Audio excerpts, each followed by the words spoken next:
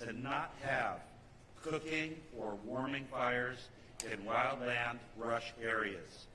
Any persons experiencing homelessness should seek housing or shelter through the county or city of Los Angeles. Finally, donations. I have heard that there are organizations that are asking for donations for my LA County firefighters. Please be advised that the LA County Fire Department does not yet have a mechanism to accept donations. We have staff working on a process to accept donations over the internet for our LA County Fire Department. I ask that those wanting to donate hold off until we have a process established that will guarantee the funds benefit our personnel. We will release a press briefing when we have that system up and running. And please do not let these despicable scammers take advantage of your generosity. I would now like to introduce Jerry Magana, Deputy Incident Commander, CAL FIRE Incident Management Team 2. Good morning. Jerry Magana, Deputy Incident Commander for the Incident Management Teams on the Palisade and Eden incidents. In the past 24 hours, there's been little to no fire growth on both incidents. As Chief mentioned, the DINS inspections continue to occur, as well as USAR operations. Crews continue to strengthen the fire perimeter, extinguishing hotspots, utilizing ground resources and resources alike. Both incidents have requested the WORT and BEAR reports, which are soil severity tests that will be completed by the end of the incident. And we continue to pre-position resources with the current mobilization center in Beaumont, which is in Riverside County, for any new starts that could potentially affect the area. CAL FIRE will continue to support our partners in Unified Command, and we thank you for your patience during this time. For the most current fire information, please go to fire.ca.gov. And next up, I would like to introduce LA City Fire Chief.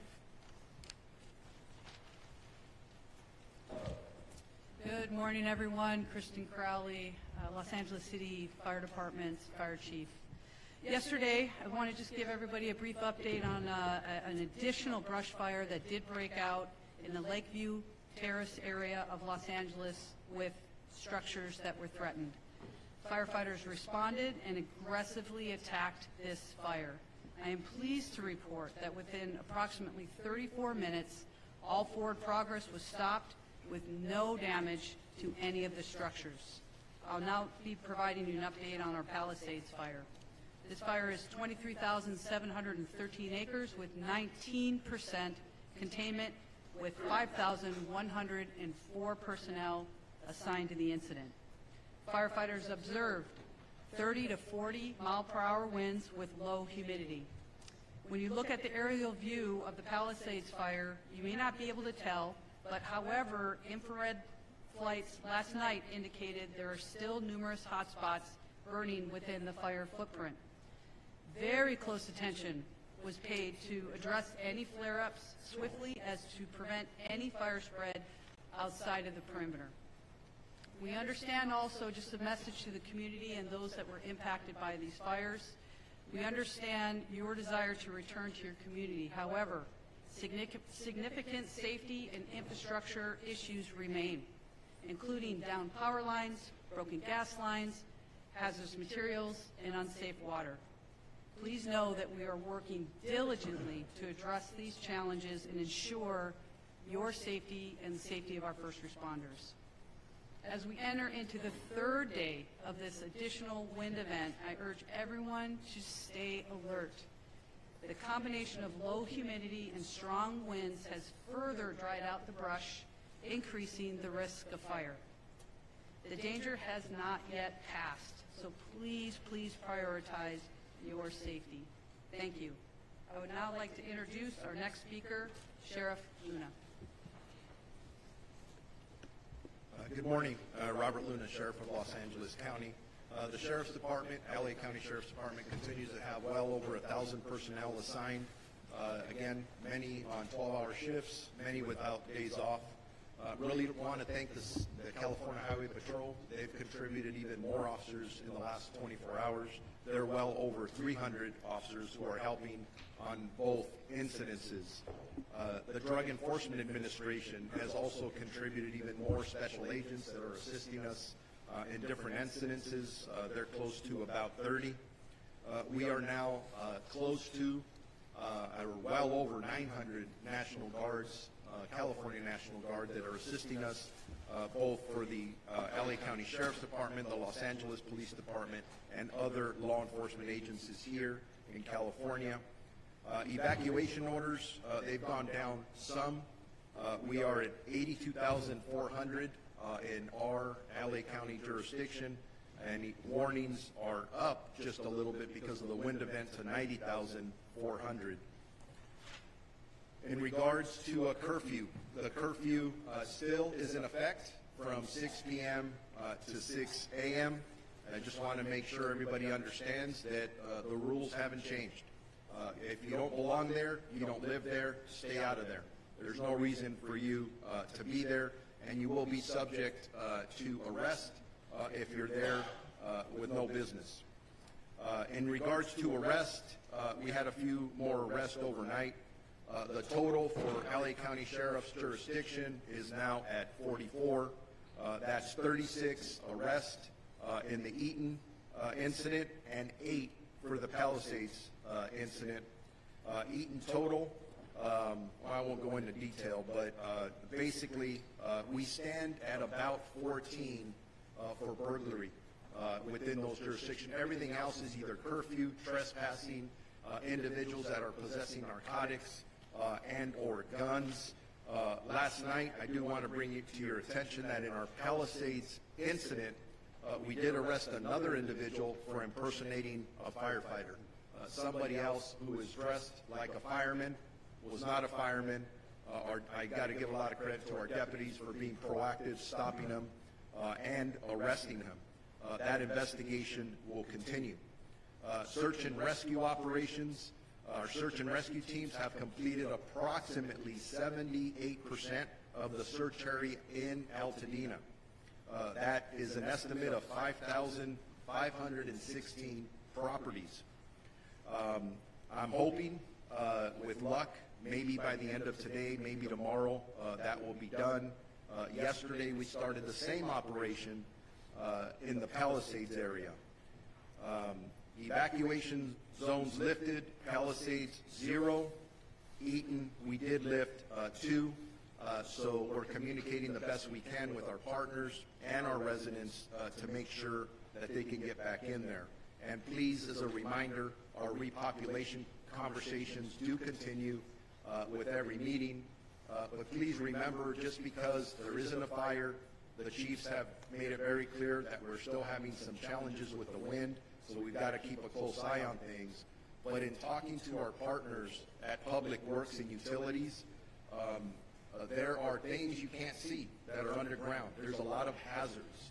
So those are things that are going to have to be evaluated hour by hour, day by day, so that we can make sure that when we start allowing our community members back to their homes, that they are safe.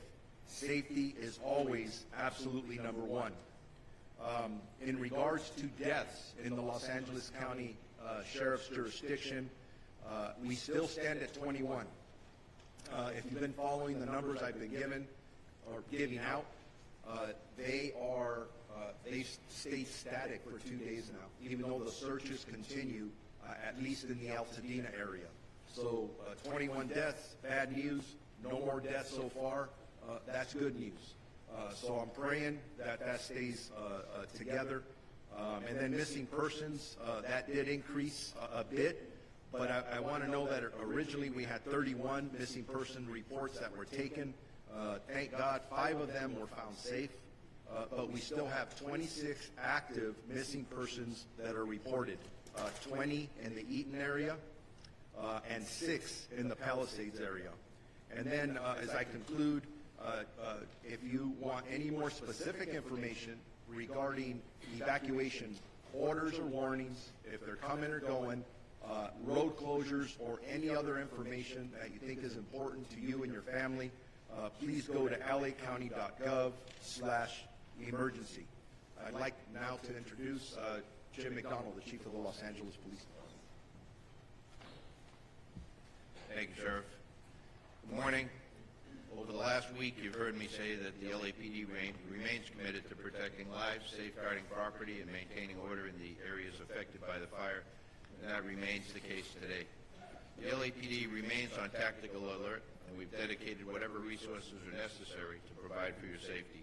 LAPD officers are actively patrolling the areas around the clock and protecting your properties like they are our own. Our efforts include enhanced visibility in evacuation zones and neighborhoods where houses and businesses are vacant, deploying marked and unmarked vehicles as well as foot patrols to ensure a strong presence and a swift response to any issues that arise. Our deployment, we understand the frustration and concern many of you are feeling regarding the fire evacuation and the restrictions on returning to your homes. Please know that our officers and National Guard personnel are following the directions of the Unified Command, which is working tirelessly to ensure the safety of everyone involved. We're committed to continuing our discussions with the Unified Command to assess when it will be safe for residents to return. Your safety remains our top priority, and we'll provide updates as soon as it is safe to do so. Thank you for your patience and understanding during these very difficult times. For the upcoming 24-hour period, LAPD will continue to deploy roughly 600 officers to the impacted areas with support from LA Airport Police, Port Police, and the National Guard. We have 200 soldiers assigned to the Palisades incident, and we're very grateful for their support. Excuse me. We're also introducing a team of volunteers from an NGO known as Team Rubicon to assist the public at various checkpoints. These humanitarian aid workers will be available at checkpoints to direct residents to resources and answer questions. They'll be wearing gray shirts and are available to inform and support our community, and again, we're thankful to them. On the missing persons front, we continue to dedicate resources to all reports of missing persons. As of this morning, we have 38 people who've been reported missing. 27 of those have been found safe. Of the 11 remaining, 2 most likely have been found deceased, but yet to be positively identified. In total, we have 3 fatalities that are fire-related. 1 person died at the hospital but had not been reported missing. We still have 8 missing persons remaining. Arrests, we have no new fire area-related arrests, and we remain at 14. We would like to update all of you on 2 notable arrests that were made on January 14th, just outside the fire zone. At approximately 5:15 p.m., officers responded to a radio call near the intersection of Glen Oaks and Van Nuys Boulevard, where a citizen had detained a possible arson suspect.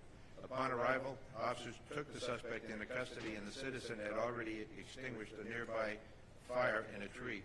During the investigation, the suspect admitted to starting the fire because he liked the smell of burning leaves.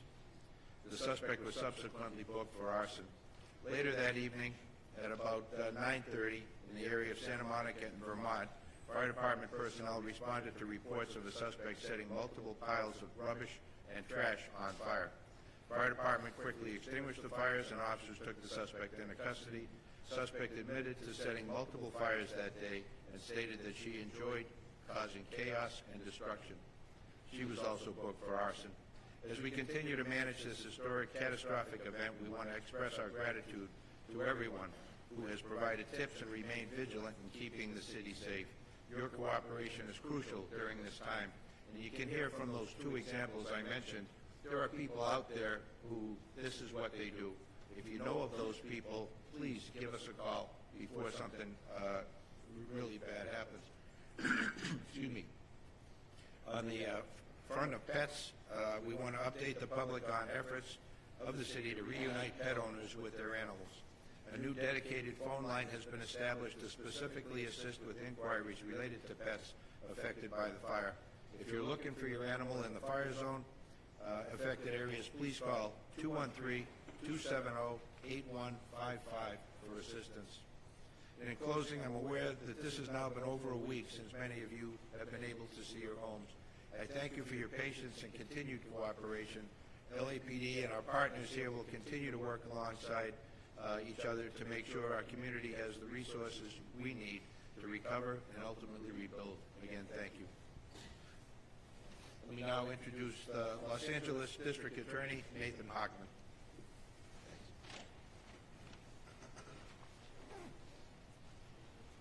The work of firefighters, law enforcement has been nothing short of heroic.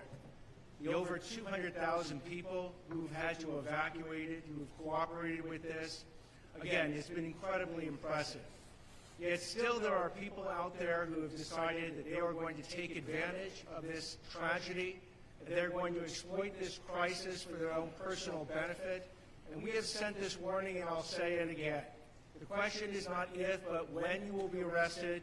You will then be prosecuted, and then you will be punished to the full extent of the law. On Monday, we announced the charging of 10 different individuals, 9 for looting, 1 for arson. Of the 9 individuals, they were involved with both looting in the Palisades fire area as well as the Eaton fire area. They are looking at a minimum. The shortest sentence that anyone charged is looking at is 6 years in prison, 9 years in prison for another individual. We have people who are looking at 22 years in prison and a maximum sentence of life in prison. These are very significant punishments. Justice will be swift. Justice will be significant if you want to take advantage of this tragedy. Following on what Chief McDonald says, we've actually filed charges in 2 additional arson cases. Again, not related to the major fires. There's one that we charged an individual who set a fire in the city of Industry. He set bushes on fire. He set a pallet on fire. He set the back of a tractor trailer on fire. Those fires were quickly put out. And that individual is looking at 7 years for a maximum prison sentence.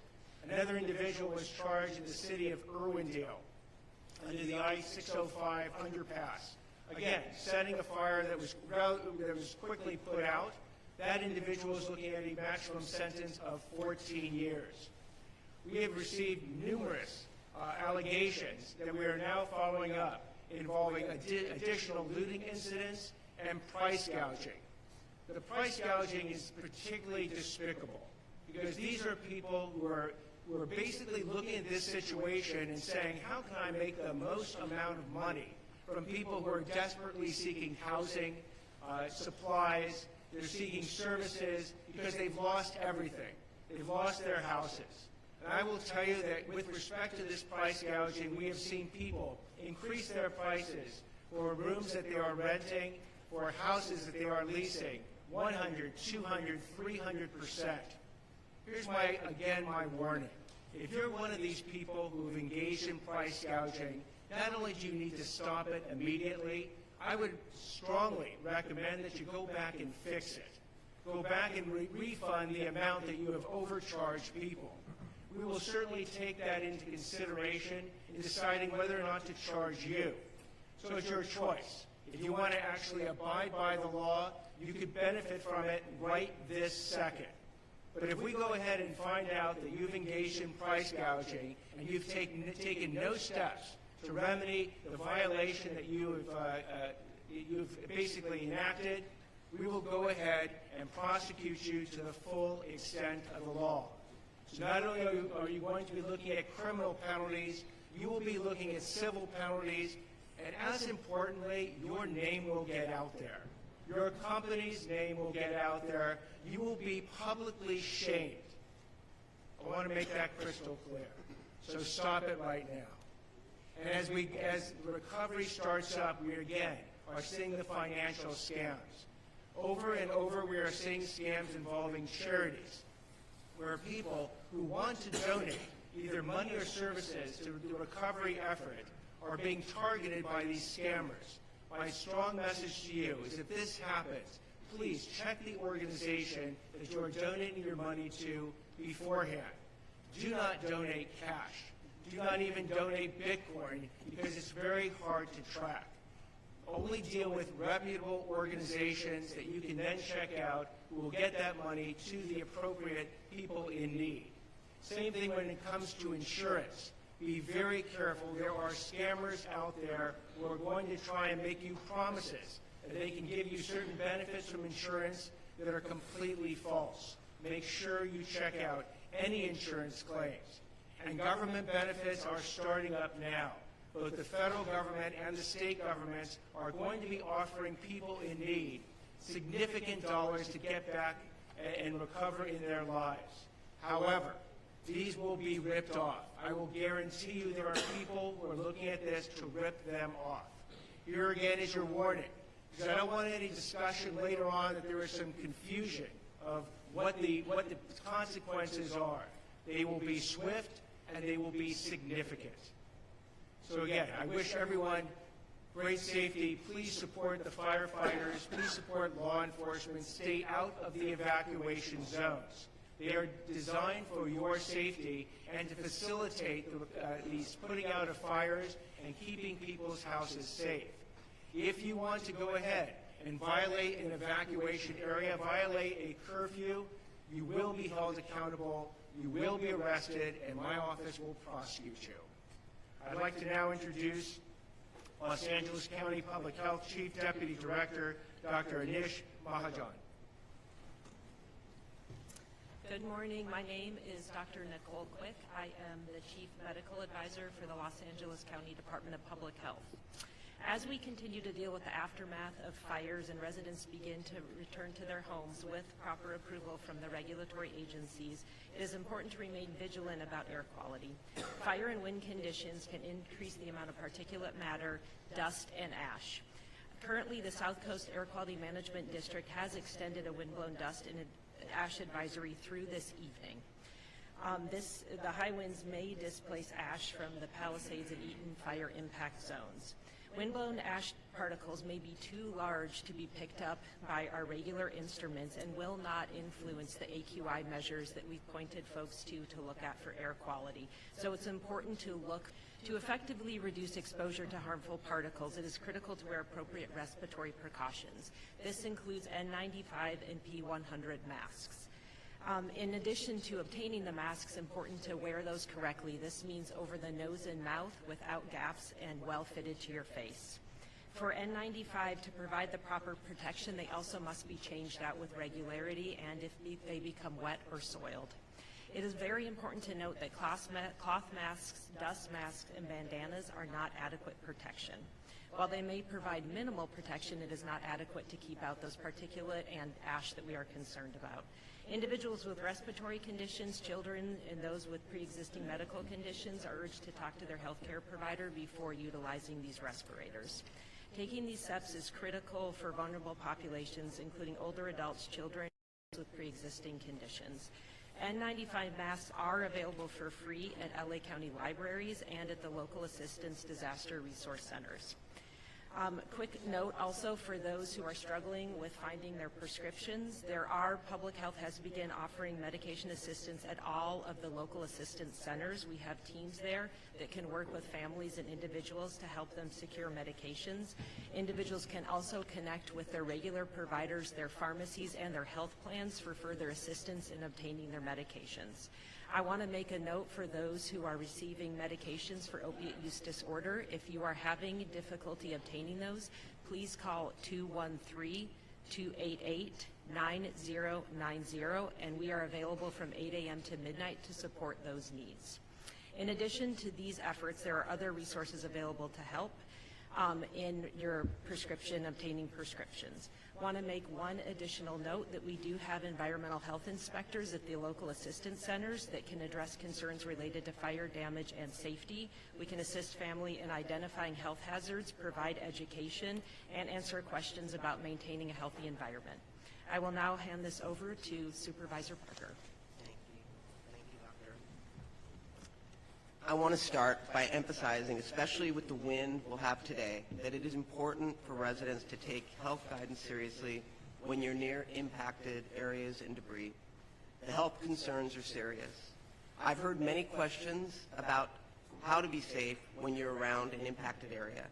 Today, large signs are going up all over Altadena that outline precautions you should take when you're near impacted areas and when you're sorting through debris. The signs will be helpful for residents near burn areas who didn't evacuate, but are still affected by debris, and will be in preparation for when evacuated residents will be allowed back into the community. The information is broken up into 3 categories: what to wear, what to do inside, and what to do outside. There's a slide rotating on the screen that shares the important information that will be on those signs. As we recover, it is crucial that our residents have the information they need right here in our community. Yesterday, I had the honor of going to the Disaster Recovery Center at the Pasadena City College Community Education Center on Foothill, and that is exactly what I saw. I went on the opening day of operation, and I was so proud of our county family. I was so proud of the state and the federal who've all stepped up. But more importantly, I was so proud of the residents that showed up. It gave me hope that we are on the road to rebuilding. People weren't saying if I rebuild, it's when I rebuild. Impacted residents who cannot afford for government to build up services slowly, I make you this promise. Our board is united. We are all in. We are going to make it as easy as possible for you to rebuild. And that includes permitting, that includes approval, that includes working with all levels of government to secure low-interest loans. It is an all-hands-on deck. At the center, we also have county departments and federal, state, and local partners in place, as you heard. So if you lost any of your vital records, or you need replacement of your license, they are there to help you and make it as easy as possible. Together, we're bringing every resource to our neighbors in need.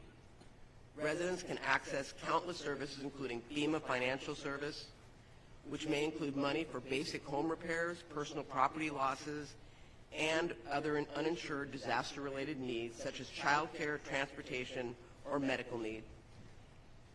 As county services ranging from the assessor's office to public works to the economic opportunity for employment assistance to the registrar recorder, our county stands ready to serve you. It was heartening to see that so many impacted residents still have hope and actually light throughout this darkness. I'd like to give a special thanks to the countless volunteers who are sacrificing their time and resources to make this happen. Overall, I received such positive feedback from the residents who were there receiving services. And you know who you are. You came up to me and talked to me about how fearful you are about what the future has in store. And I made you this promise, and I will honor this promise. You have a future in Altadena, and we are going to come back stronger than ever. Our centers are open every day from 9 a.m. to 8 p.m., and we are going to get through this together. With that, I would like to introduce LA City Mayor Karen Bass. Good morning, everyone. As we know, we are still not quite out of the woods. And so I would just encourage and implore upon all Angelenos, please take the warning seriously and the evacuation notices seriously. And frankly, if you are in an area where there is a warning, get prepared now. Get packed. Take everything you need with you, your medications and your pets, if that is possible. If you are looking for a pet, you can call by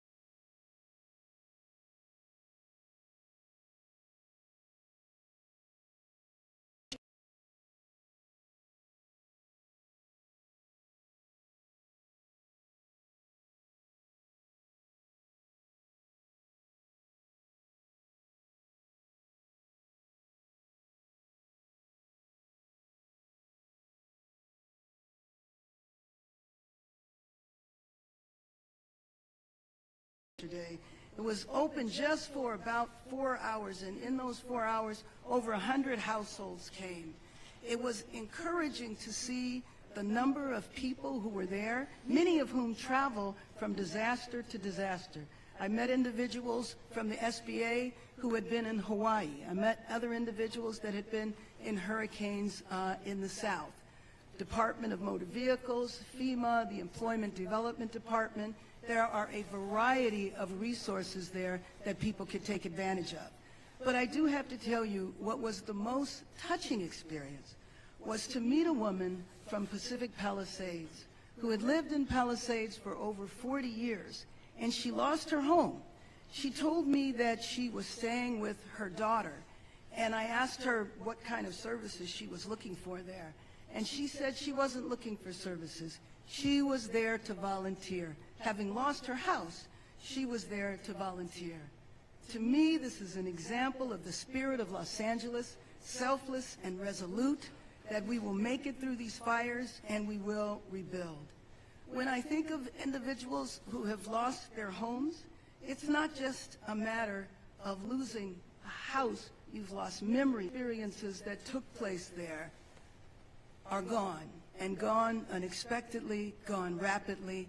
So at the same time as we prepare to make it through the rest of this emergency, we also have to start putting in place what we need to do to rebuild.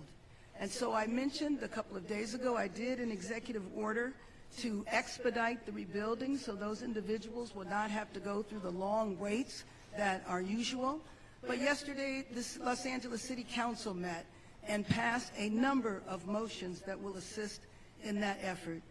As Supervisor Barger said, we are one city, we stand together. The city and the county will do everything we can to expedite the rebuilding. If you need any resources, you can go to LA City, because there is legitimate philanthropy out there, and I hope people give generously. The California Community Foundations Fund, that now has over 20,000 donations, over $18 million, received a significant contribution last evening from Mayor Rex Richardson from Long Beach, and the people of Long Beach contributed $500,000. This is how we will rebuild our city. We will rebuild our city stronger. Thank you. And let me now introduce Supervisor Lindsay Horvath. I want to reiterate the particularly dangerous situation today. Get ready now and be prepared to leave. For our county service and school updates, yesterday our board started the process of a county relief program for victims of all fires. There's more information to follow, and we will continue to act swiftly to support our residents. The County 211 wait times are now under 5 minutes. Please use 211 to access county resources and information. Several more LAUSD schools are open today.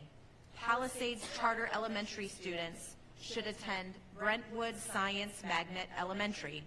Marquez Charter Elementary students should attend Norrish Sterry Elementary. You can call the Department of Animal Care and Control at 562-940-6898 to help with pet reunification. LA County Parks are hosting care camps for young people impacted by the fires. You can register at parks.lacounty.gov/care camps. And there's more information on all recovery efforts throughout the county at recovery.lacounty.gov. Because of the particularly dangerous situation, there may be additional power outages. Please take this opportunity to charge your phones and batteries and to make sure that you are prepared in the event of a power outage.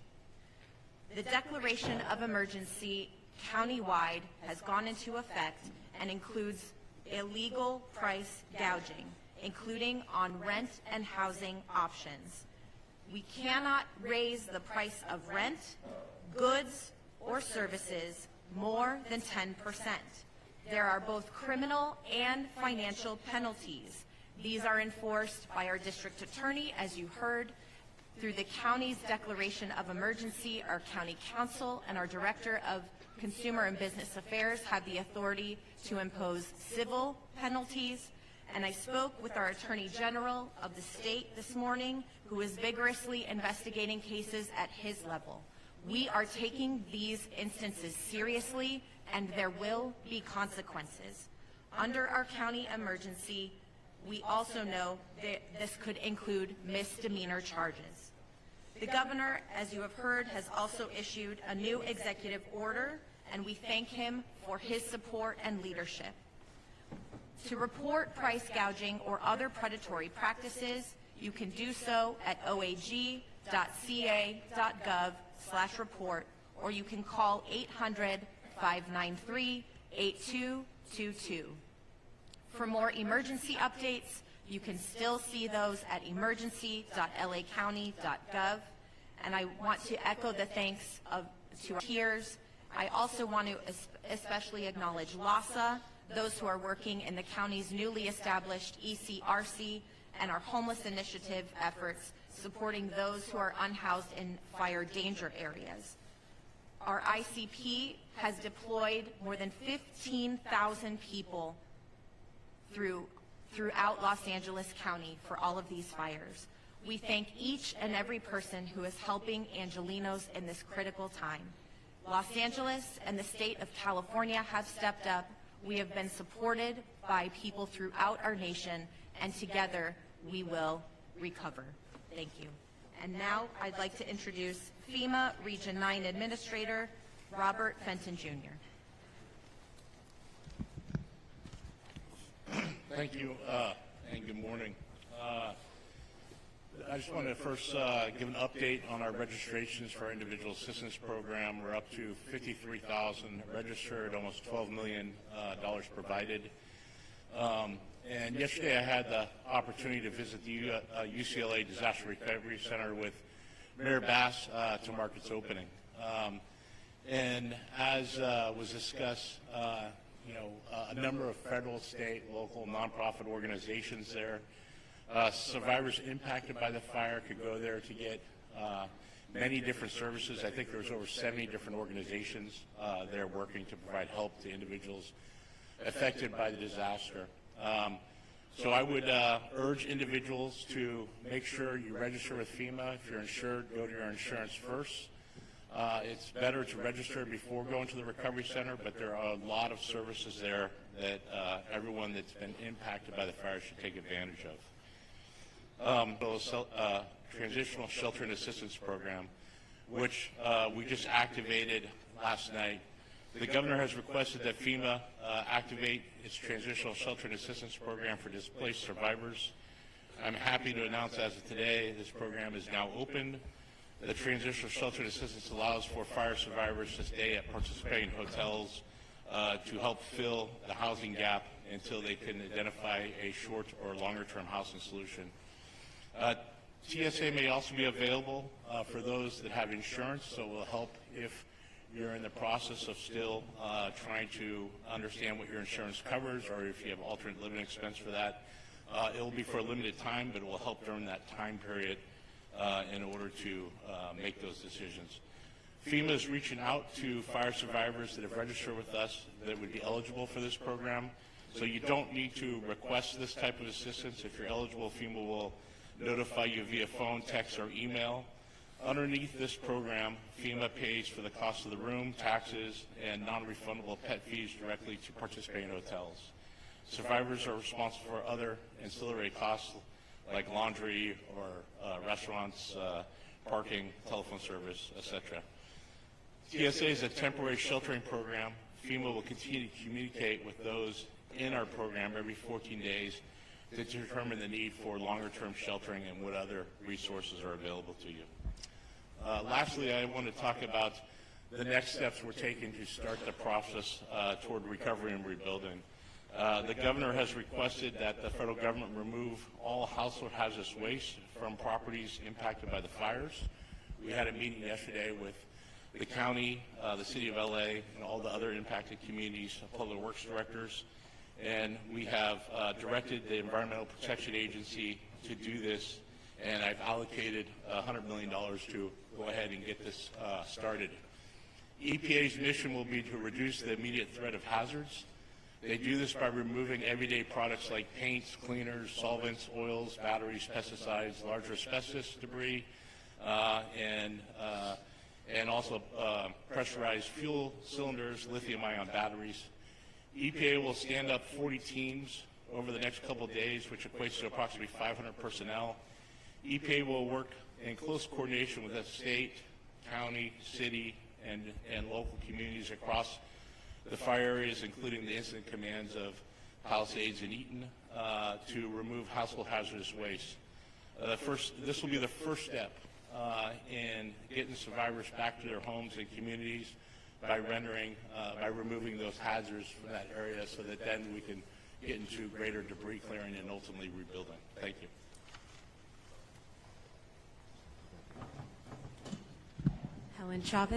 Helen Chavez Garcia, Communications Director for Chair Catherine Barger. We thank the Honorable Antonio Vasquez from the State Board of Equalization for being here today. We will now transition to the question and answer portion of our press conference. Please raise your hand. We will bring a speaker to you, and I will call upon you in order to ask your question. Would you Masa Sadie, KCAL News. Masa Sadie, KCAL News. I have two questions. The first is for Mayor Bass. Mayor, 700 people are in shelters right now, more than 700. Thousands of people have lost their homes. I know you are trying to expedite the rebuilding process, but realistically, how long is it going to take for these folks to get a roof over their head? Can you give us a timeline? I wish that I could give you a timeline. I can't specifically, but what I can tell you is that the people that are in shelters, people are there for a lot of different reasons. I know some of them might be unhoused, but the rebuilding process, we have to set the guidelines and the policies in place, which is what we did, and we will be kicking that off. We have a lot more to do. As I mentioned, the City Council met yesterday. We need to put all of those policies together and begin right away. The first step, though, was yesterday, and that was the Disaster Assistance Center for people to get all of their paperwork together. Whether they go to the Assistance Center or not, that is the first step. And I know individuals are talking to their insurance companies, et cetera. And price gouging, you're talking a lot about price gouging and how innocent people, but big wars are not. Actually, the FEMA director wants to respond to you as well. Yeah, I just want to add to that. We will be sending personnel from our teams to the shelters to see how many are eligible with our programs, and if we can move into a transition shelter and put in a more safer housing environment into a hotel. So we'll be doing that over the next day or two to help move people to a better situation than the Congress shelters are in right now.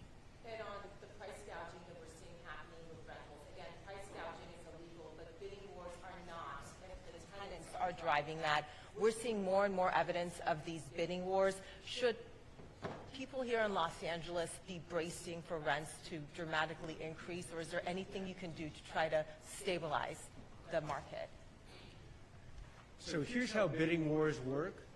If a landlord or someone who's renting out a particular house or room had an original price before the wildfires and the state of declaration occurred, and keeps that original price, but others give him or her additional money to rent, and they take absolutely no action whatsoever to in any way increase that price, then it falls in a gray area. I don't want to say it is 100% legal, but it is a gray area. But if the landlord or the renter or the person renting goes ahead and engages in a discussion amongst different people as to which price they're going to take that is more than 10% ahead, they're engaging in price gouging. So again, what I would strongly, strongly urge anybody who's renting or selling or providing a service is that if you receive more than 10% of the amount that you would have received before these wildfires, you are now entering into the world of price gouging. Your case will get looked at, and if you are found guilty of it, you will be prosecuted. Thank you. We're going to go right over here. Hi, this is Kate Cagle with Spectrum News 1. I have a question for Mayor Bass. What was your involvement in emergency preparation and the decision not to deploy up to 1,000 available firefighters last week, given that the National Weather Service was warning about this life-threatening and destructive windstorm? This is in regarding to the reporting in the Los Angeles Times. I will let Chief Crow. I want to be very, very clear in this answer. So, and also offer additional details after. So being very mindful of everybody's time, I want to make sure that you get the information that you need. In regard to the LAFD's position and pre-positioning of our resources, we followed the system in place. The system in place looks at the overall weather and risk. With that, we pre-deployed the resources in very, very calculated might start and might not start. I think that's very, very important that everybody understands that. Also, knowing that there was a higher risk than normal in a very high fire, type of a scenario. 5 additional engines were pre-deployed on top of what we normally would do.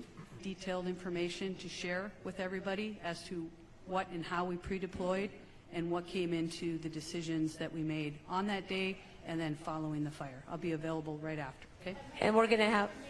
Because as mayor of the city, doesn't the buck stop with you as far as emergency preparedness and preparing for the wind event that was forecasted? The buck always stops with me, but I think you received your answer from the chief. Thank you. Last question over here, and then we will transition to one-on-ones to make sure you get your answer. Jonathan Vigliotti with CBS News. My question is, I have one for each of the fire chiefs. And I just want to start off saying the firefighters, the men and women on the front lines, they are heroes. I say that as a resident and a journalist that has witnessed it firsthand. Chief Crowley, with that said, and forgive me, I'm going to be looking down because there's a little bit of a timeline I want to establish, because just after 6 p.m. last Tuesday night, as winds were reaching their strongest, many neighborhoods, as you know, were already on fire. This all-hands-on-deck alert to off-duty firefighters was issued. You even reached out to local news to ask for help in assisting putting out that call. We did as well. The LA Times, as it's been mentioned, now saying that 1,000 firefighters were on standby. That would have effectively doubled the response. This speaks to chaos and poor planning. You mentioned saying something off camera, but now that you do have this live feed going, you're a straight shooter. Can you please tell me directly why the delay to activate when for many hours, neighborhood after neighborhood was on fire, and your firefighters, these heroes, were telling me they felt like they were in the minor leagues? So I want to echo your sentiments first and foremost with our firefighters and first responders that were dispatched and responded to that incident. Heroic efforts. And I can tell you... Were they let down? I'm sorry? Were they let down by your leadership? I will tell you that we followed a system in place, and I will explain my position on this. When it comes to the totality and the risk that can occur in the city of Los Angeles, we do have a system in place. We're very system and process oriented for the right reasons.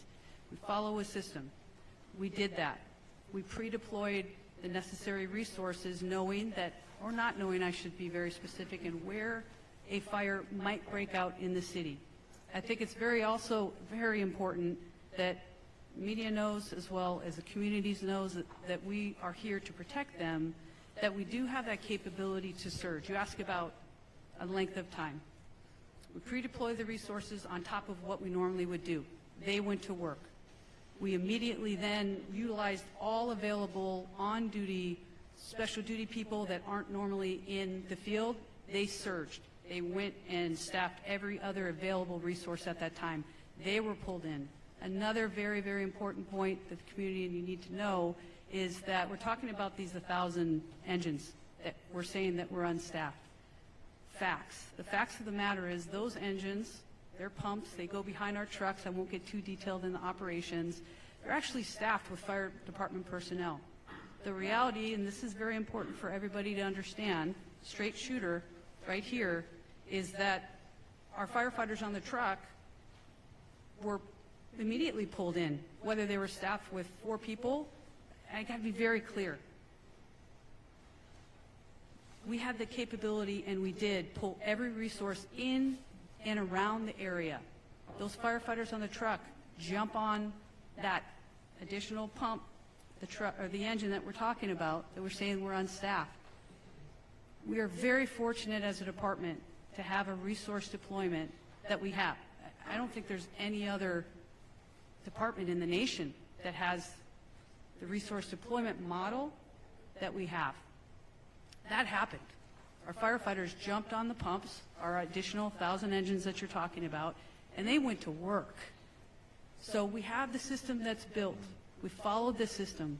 We surged where we could surge. And in fact, I'll be the first one to stand up and say, yeah, we need help. This was so incredible. We have never seen anything. And to say or to think that the LAFD leadership or whoever we want to point to doesn't care about the communities that we serve, that we don't do everything that we can with the capabilities and the limitations of what we have or don't have.